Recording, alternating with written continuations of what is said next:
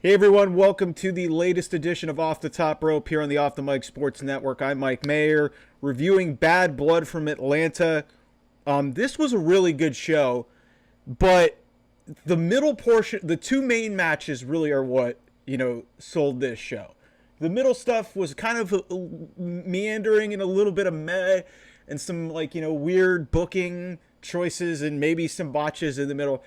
But really, the two main matches and the moments that were involved and that followed the main event really are what is going to be the memory of this show. The return of a classic and, 27 years to the day, first Hell in a Cell match. And we get what I consider to be a modern masterpiece. This Hell in a Cell match between CM Punk and Drew McIntyre to kick off the show. And we can, have another discussion about whether or not this should have main evented the show. Knowing what happened, and we can talk about the political element of, The Rock screwing CM Punk again with his political sway and, his return probably influencing why this match was positioned the way it was. I don't really care. You guys can... The tribalism within the fan base between AEW and WWE is enough for me. But the tribalism within WWE's fan base is starting to get annoying. Like the Bloodline truthers and, the Punk and McIntyre people. It's like, listen, it's just wrestling, guys. Like, I'm not going to have like a hard opinion either way. CM Punk and Drew McIntyre did earn the right to main event this show, given it was Hell in a Cell. But given what happened at the end of the show, I totally understand why they did it this way. And, them selling the effects of it, like everything about this Hell in a Cell match between CM Punk and Drew McIntyre is what the stipulation was about in the first place. You have two heated rivals battling over a long blood feud that spans months and months and months. There's a reason for this match to happen. They've had two matches. It's the rubber match of the feud. This is exactly what this stipulation was supposed to be. And Vince McMahon, through the Hell in a Cell pay-per-view and having that event and being an exclusive, it just bastardized this concept because you literally had guys going into Hell in a Cell with no reason for it. And, the last couple of Hell in a Cell matches prior to this one at Bad Blood on Saturday night really, were better. I mean, obviously, you had the Cody Rhodes Seth Rollins match, which was an outstanding match for completely different reasons, unrelated to storylines. Like, Cody Rhodes was legitimately hurt, and it's one of the most amazing and courageous performances from any, leave out wrestler, any athlete that I've ever seen in my life. To work an entire 20-minute match with a torn pec is just unheard of. You had Seth Rollins against Edge back at a Crown Jewel, one of the better Hell in a Cell matches. They had to do a lot of undoing of damage to this stipulation from that 2019 debacle between Seth Rollins and The Fiend. But this is everything that Hell in a Cell was supposed to be. And considering it happens out of Bad Blood, it was so perfect in so many different ways. It was brutal. It was bloody. It was violent. These guys these guys both busted themselves open. Like, you can leave it up for debate if it was a blood pack or not. But the blood meant something, unlike on the other channel, on the other show. They were using portions of a table that broke because that was clearly a worked-in spot. They used a toolbox. CM Punk was bleeding 10 minutes into this match. It's just... And then, McIntyre trying to go for claymores. We had... And then, anybody who wants to argue with me about the bag that came in at the end of this match, where Drew McIntyre, you think it's going to be thumbtacks, you think it's going to be glass, you think it's going to be something crazy in a Hell in a Cell match, and it's a bunch of beats. And people on the AEW side who just hate CM Punk because he left to go to the other place and he's doing really well in WWE are going to be like, well, that's dumb. If you've been watching the product for the last 6 to 9 months, the beads and everything, the symbolic meaning towards his wife and his dog for CM Punk, a guy who really doesn't care about anything. And we humanized him with that bracelet. So to use the beads in this match was just beautiful. CM Punk, putting the beads in the mouth of McIntyre at the end was a good callback. Drew McIntyre taking one of the bumps of the century with going for the Claymore at the end, and then hitting his back, the lower back, on the steel steps that were in the ring, and CM Punk ducked out of the way, because you know how Drew, he'll always fall back when he does the Claymore and he misses. He always lays back. So that was a brutal bump. I hope Drew's okay, but this was just, I mean, holy shit, man. I was completely blown away at how this happened. The tail end of this match, like I said, with the black bag,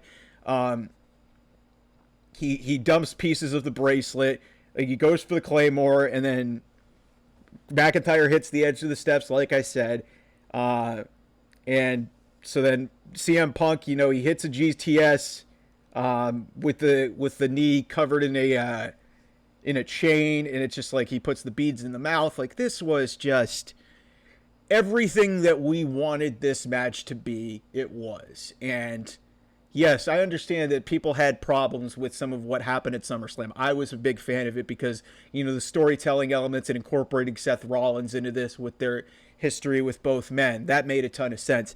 The Bash in Berlin match was better, but it was a very different match. And then this was another really different match in this entire feud. And to cap it off with this is exactly what this stipulation was meant to do. And I don't care if it main evented. I don't care if it went on first. This was the best match of the night. It was, like I said, this was a modern Hell in a Cell classic. The first Hell in a Cell match is considered one of the best Hell in a Cell matches ever. This is right up there with it. CM Punk and Drew McIntyre in one of the feuds of the last several years, the feud of the year.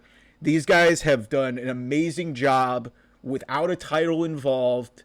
CM Punk, third singles match in WWE. He's only had 4 matches since he left AEW. If you want to count the Royal Rumble, it is amazing what these two were able to accomplish in this match, and it just goes to show you that you don't have to bleed, and you don't have to do crazy spots to get over with the audience, and you don't have to be indie-rific to, please your fans. You don't have to use syringes. You don't have to use plastic bags. You don't have to use all this stuff in a cage. If you have a compelling story, fans are going to go crazy for this. And a modern take on this classic stipulation that has been bastardized for over a decade has, rebirthed this stipulation. And this is what happens when you play a storyline well and you use a stipulation effectively. I give Triple H a ton of credit because this was clearly not the plan for CM Punk this year. It was clearly supposed to be Seth Rollins at WrestleMania. The injury, to everything that happened with Drew McIntyre, to all the twists and turns, to him costing Drew the world title so many times, to them beating each other up, it was just, this is honest to God one of the better modern feuds that I can remember, and it was capped off in the most perfect way. So thank you to everybody involved in this. I don't know where any of these guys go moving forward. It would seem like CM Punk would go after, Gunther. But there was another interesting announcement on this show that Gunther is going to be a little preoccupied moving forward, but it's not going to be for the world title. So we'll talk about that as we move forward here on the show. But the post-match of this was really great as well. You had CM Punk just falling to the ground, exhausted. He needed the mask to get air and oxygen. It was, like I said, just everything from top to bottom was unbelievable in this match. All right, then the second match on the show was Nia Jax and Bayley. This was, this was a fine match. I really don't even know how to compare it to the match that they had at SummerSlam. Kind of the same formula. Nia hit a pretty rough-looking Hurricane Rana, but she tried to sell it, and she had a Bayley to belly. Bayley hit her Sunset Bomb in this match. Everybody just was waiting for Tiffany Stratton to, cash in on this. But then we get Bayley hits Nia Jax.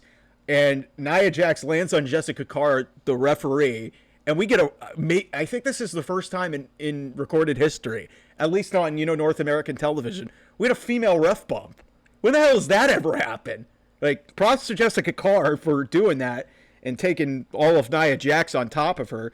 But yeah, Bayley got a springboard stunner and a rose plant. Referee was down. So then Tiffany comes in.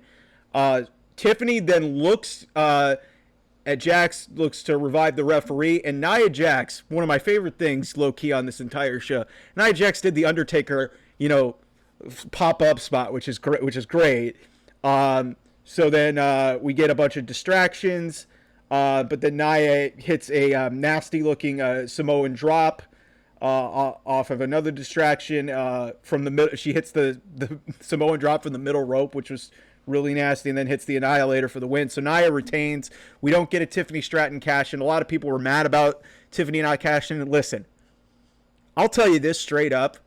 It may not be perfect what is going on with the SmackDown Women's Division, but this Tiffany and Nia Jax storyline is the best thing that they have ever done with the Women's Money in the Bank briefcase. We finally have a legitimate story with this briefcase. We've never had that happen with the women's briefcase. It's always been immediate cash-in or a month later. Carmella has the longest has been the longest holder of the briefcase, but nobody cared. She just showed up and just did things. Like, Tiffany has a legitimate storyline with Nia, who is her friend, but also Nia is the queen, so you have a lot of stuff there, and people want to see Tiffany cash in, so give it breadcrumbs. Don't rush to it. That being said, this might have to happen soon based off the fact that there is a significant announcement with Crown Jewel, and there's 2 heel women's champions. Spoiler alert, but if you guys watch the show, you guys know what I'm talking about. But yeah, this was a fun match. This was pretty entertaining. The Tiffany stuff was great. The Nia Undertaker spot really made me laugh pretty hard. Nia's been doing really good.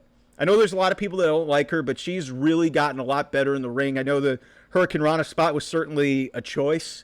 I don't know why they did it. It looked awkward. They tried. But yeah, I mean, this was a good match, and the Tiffany Stratton stuff is really the story coming out of this. It's like, when is she going to cash in? I don't see any need to rush it. I understand that the SmackDown Women's Division is kind of a little bit of a mess, but because you don't really, I mean, you've got the lower card people, and you obviously have Michin, who's already had a championship opportunity. You've got Chelsea Green, who got put through a dumpster. That was an amazing match. I didn't get a chance to review SmackDown last night because there's just a lot going on in terms of college football, and just a lot going on personally in my life. But yeah, just a busy day trying to catch up on this. So, but yeah, Nia Jax beating Bayley, fun match, good stuff going on there. So then we get Finn Balor and Damian Priest. This was okay. A lot of interference, kind of short given the nature of this, but Damian Priest gets the win. A lot of interference from Carlito and JD. Finn went for a couple of coup de gracies, as I call them. But Damian Priest gets a South of Heaven and just wins. It just sort of ended. So it was like I said, Damian hit hard. There was some good striking in this match. These two are really good. It felt like it didn't really reach what it could fully get to.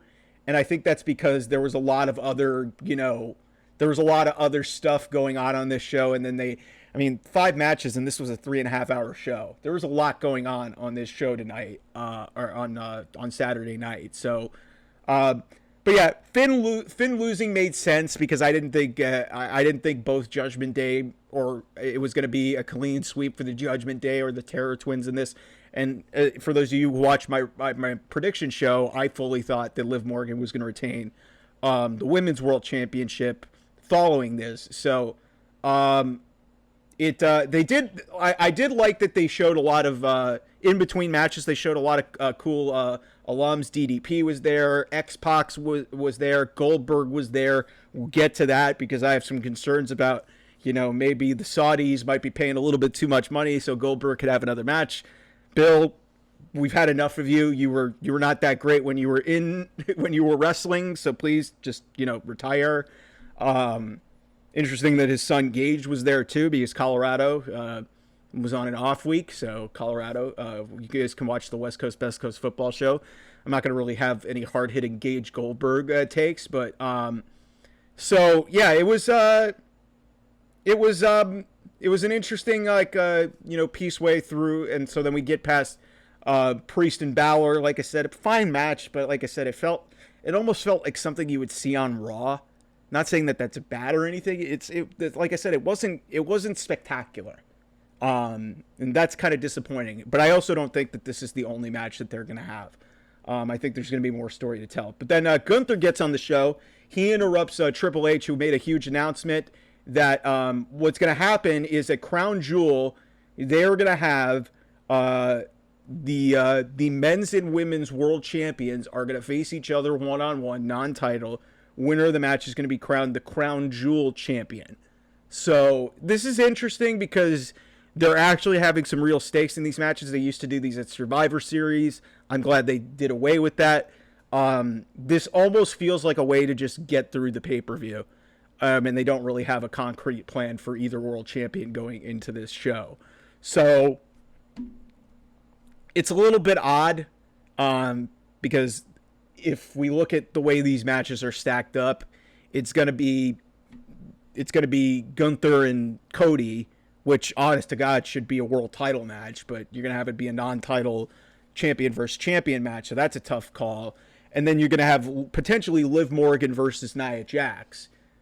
I would foresee a title change probably on the SmackDown side before we get there, because I just cannot buy into a Nia Jax Liv Morgan match at this point in time. It's just two heels. It doesn't make a whole hell of a lot of sense. So I would expect Tiffany Stratton to probably cash in that briefcase relatively soon, ahead of Crown Jewel, because just logistically, it just doesn't really make a lot of sense to have, that match go down the way it's currently set up. So it's an interesting choice. I'm not for it or against it. Like I said, it's just there. It's the Saudi shows have kind of gotten better, but they've never really felt like they've actually mattered. So it's fine to get us through, the next month. I would have liked to have a better opportunity for Cody and Gunther to have something with more meaning. And, like I said, I just don't know how you're going to navigate the women's side with Nia Jax and Liv Morgan being the champion. Spoiler, we'll talk about that match in just a second. But then Gunther interrupts this whole proceeding. Gunther basically talks to Goldberg. A lot of people were going crazy for Goldberg in the front row. He's from Atlanta. He played at Georgia. He played for the Falcons, so it's fine. So then basically he clarified, Gunther, being the troll that he is, clarified, yeah, when I told Bret Hart you were my hero, I was lying. I told him I called him a one-trick pony. He said he was busting balls. Yeah. So then Gunther dropped a line and basically said to Gage, his son, Goldberg's son, that he hopes Bill is a better father than he was a professional wrestler. So then Goldberg gets up. Security tries to stop Goldberg from getting in the ring. And then Sami Zayn comes up from behind and attacks Gunther, gets his heat on him. So this is a good way to build to the match on Monday, because the world title was not going to be defended on this show. Adam Pearce and the producers break it up. Goldberg actually told to the camera, and this is what has a lot of people concerned, he basically said to Gunther, "You're next." So that's a little bit of a concern for me, because, listen, the only way that I want Bill Goldberg having any kind of match in 2024, or hell, if we go into 2025 with this, is if Gunther beats him inside of 2 minutes. Like, there's no need to have Bill Goldberg this late into his 50s having a match with one of your top champions and having it go longer than 5 minutes. It doesn't serve anybody good, and it feels very Vince adjacent, or it feels very Saudi influenced. And it's not going to happen in Saudi Arabia, because Gunther is going to face Cody Rhodes, depending on if he beats Sami Zayn, and he should beat Sami Zayn on Raw on Monday night. But yeah, this Goldberg thing has a lot of people confused. I feel like this is just for the spot it was in Atlanta. Goldberg has said he wants a retirement match. Listen, like I said, if it's meant to get Gunther over, and you have Gunther kill him in literally 90 seconds to 2 minutes, I'm fine with it. If it goes beyond 5, that's stretching my believability at this point, because that just really just makes everybody look stupid. Because it just doesn't serve anybody any point. Like, he had a match with Roman that went about 7-8 minutes in Saudi Arabia a couple years ago. Nobody cared. It didn't really matter. Nobody gave a shit. This is different. It's 2024. Like, I'm a little concerned about where this is going. But I did like the Sami Zayn and Gunther element of this, because it helps build to the match on the Raw this week. So then we get to Liv Morgan and Rhea Ripley, Women's World Championship. Dom's in a shark cage. I got to give credit to my sister for pointing this out. When they put Dom in the shark cage, they never locked the door. They never closed it. Nobody, but I give my sister a ton of credit for pointing this out immediately, because you knew that Dom was going to get out of that shark cage in some capacity. And really, I could not tell you a lot of things that happened in this match. Dom was really the story in this match, and the stuff with him falling out of the cage and getting trapped by the leg and hanging upside down was a really good spot. It was really well executed. But then this match kind of just devolved into a bunch of just, it really, I'm not going to say jumped the shark. Ironically, we're talking about a shark cage, but it kind of lost me a little bit. And I really enjoy this feud. I really like these two women and what they've been able to do. It's honestly one of the best feuds in all of professional wrestling, and especially for the women. But this really just, it didn't really, like, Rhea left the match with a kendo stick, started wailing on Dom, and then all of a sudden Raquel Rodriguez shows up from behind, attacks Rhea right in front of the ref, and then she just hits her Tejana bomb, throws Liv on the cover, but the referee had already called for the bell, and we get a DQ finish on a premium live event. I can't even remember the last time that happened in a Triple H owned show. I think they did one with Lashley and Lesnar back at Elimination Chamber in 2023. But this is that was Vince was still kind of there, and he was kind of back in control, in semi control of the company. But this was odd, and I'm not sure if it was a botch, because Raquel throwing Liv on the cover when the match was thrown out just seems really odd to me. Maybe they just called it as a shoot because they were like, oh, the ref clearly saw it.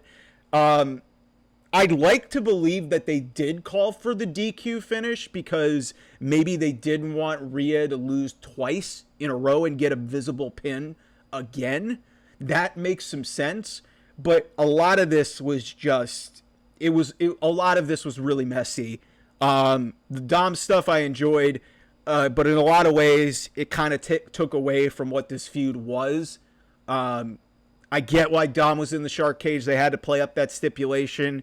But yeah, it's just, like I said, I can't even honestly tell you a lot of what happened in this actual match between Liv and Rhea, who are both really good and have gotten a lot better in the ring. And Rhea's one of the best in the world right now in terms of just as her character and just as a personality. But yeah, this was a little bit of a mess. I like the insertion of Raquel Rodriguez. She obviously has ties with Liv. She obviously has heat with Rhea. They have a friendship that was in the past.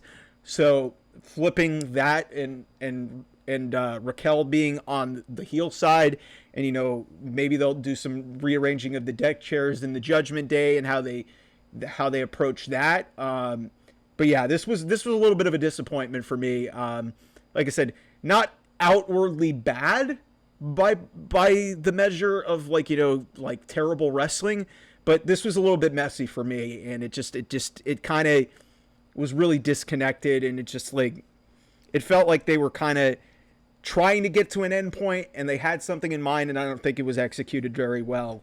Whatever it was, and I'm sure we'll find out more of what exactly transpired, because the ending just sort of was weird. Like I said, the stuff that they did, like I said, I didn't remember a whole hell of a lot of it, but I didn't remember any of it being like inherently terrible. It's just the finish was a little bit odd for me.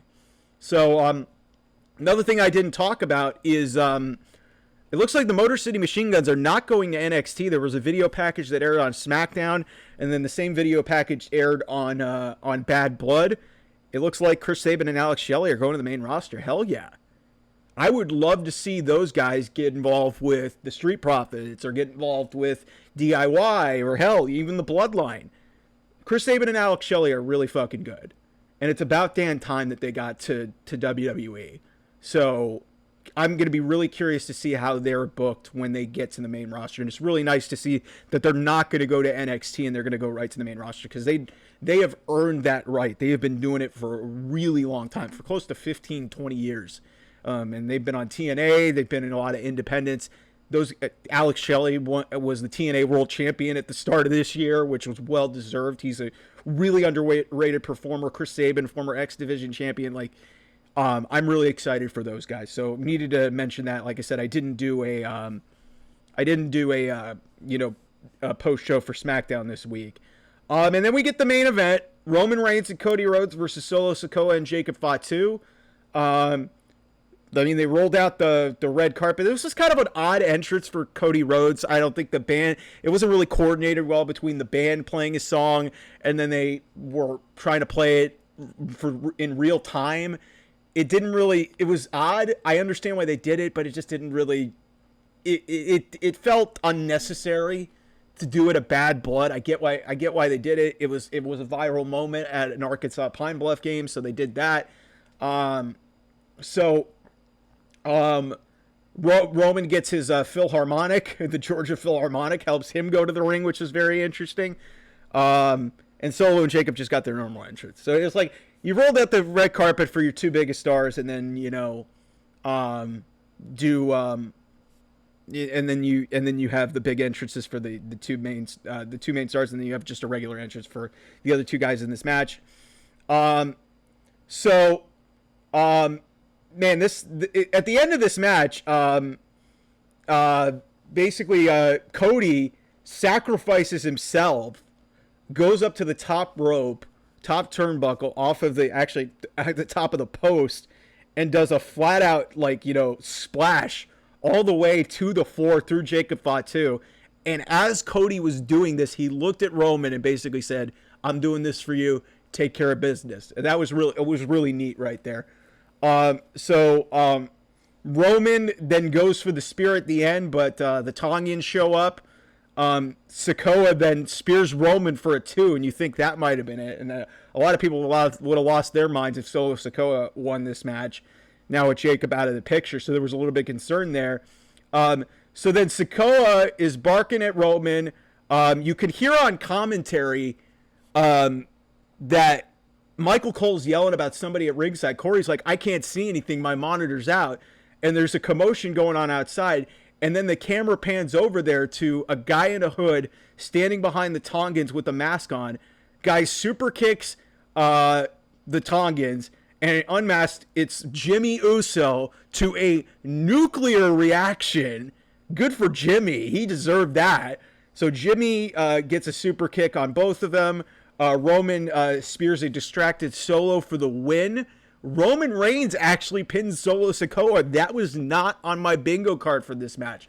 I thought the Bloodline was going to win this match. I thought that there was a chance that Cody might get pinned. I thought Roman might get pinned. I did not have, Solo taking the pin here. Granted, if the Bloodline was going to lose, it was going to be Solo taking the pin. But I thought the Bloodline was going to win this match. But, hey, using Jimmy Uso as the reason for this happening.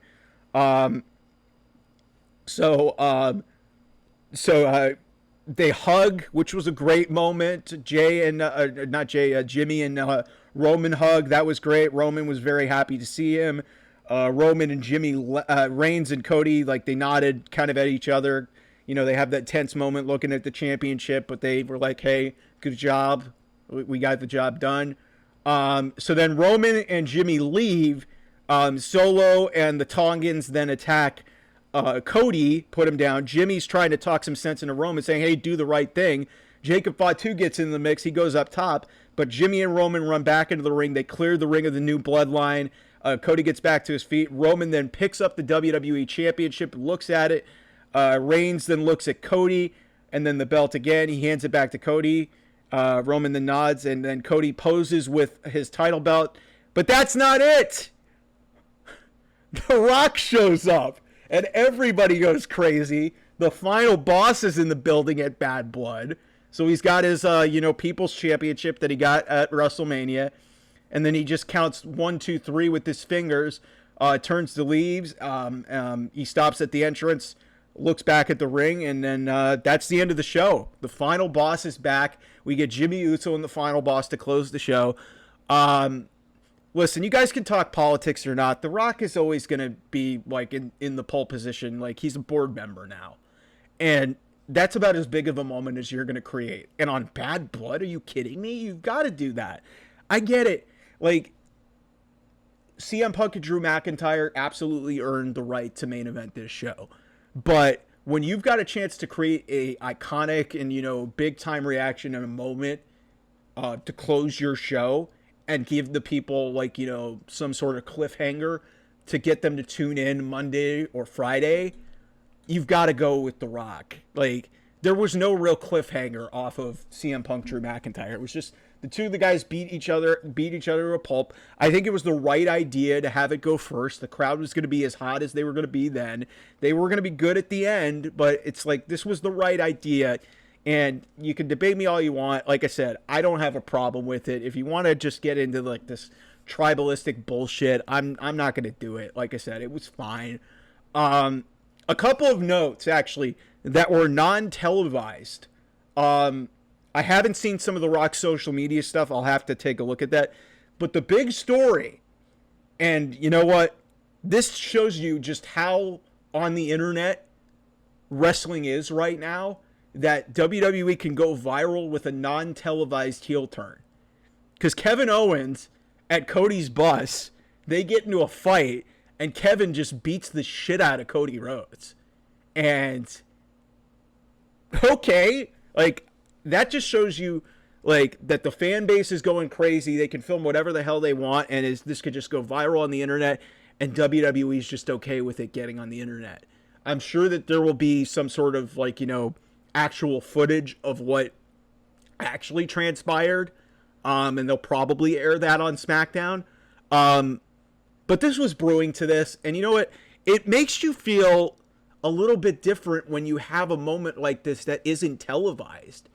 And now it gets the fan base, like, riled up over, something crazy like this not happening on television. Like, that's actually pretty damn cool if you ask me. It's like sometimes the events that you don't see at the shows are the ones that get you the most talking. Like, we talk about what goes on at house shows. So that was a really neat plot point. I'm curious to see how they develop that moving forward. So that was a real surprise. But yeah, all in all, Bad Blood, like, yeah, 5 matches on the show. The middle 3 were, okay. Nothing was really inherently terrible. The Liv Morgan Rhea Ripley match was kind of a little bit of a mess, but like I said, it wasn't bad. It's just the execution of it just was a little bit funky for me. And when you've got a batting average as good as Triple H, you're allowed to have a couple of mulligans, and I don't know what the context or how they booked it. Like I said, if the plan was to, have a DQ finish, I'm fine with it. It's just, the stuff with Raquel throwing Liv on the cover was kind of odd. So, but yeah, the beginning and this was bookended by 2 really outstanding matches and moments. The Hell in a Cell match is honestly one of the matches of the year. It's one of the best Hell in a Cell matches that I can remember. Credit to CM Punk and Drew McIntyre for delivering an amazing feud. And it will be very interesting to see where both men go from here. But this was for a B-level show that was heavily promoted and heavily built up with almost 17,000 people in Atlanta. This was really well done. Like I said, not perfect, but like I said, when you have the 2 matches bookending this show, and then obviously The Rock returning at the end, you have Jimmy Uso returning in that match as well, the return of Roman Reigns in a match. This show did deliver. So, That's my review of Bad Blood. We'll have a lot more wrestling content later in the week. Obviously, we got a pay-per-view next weekend for AEW. We're going to have TNA at the end of the month. Is Joe Hendry going to be TNA World Champion? That'll be something that we follow here on Off the Top Rope. But hit that subscribe button below here. Like, share, and subscribe here on the channel. A lot of great sports and sports entertainment content here as well. And yeah, thanks so much for watching Off the Top Rope. I'll talk to you guys real soon. Bye-bye.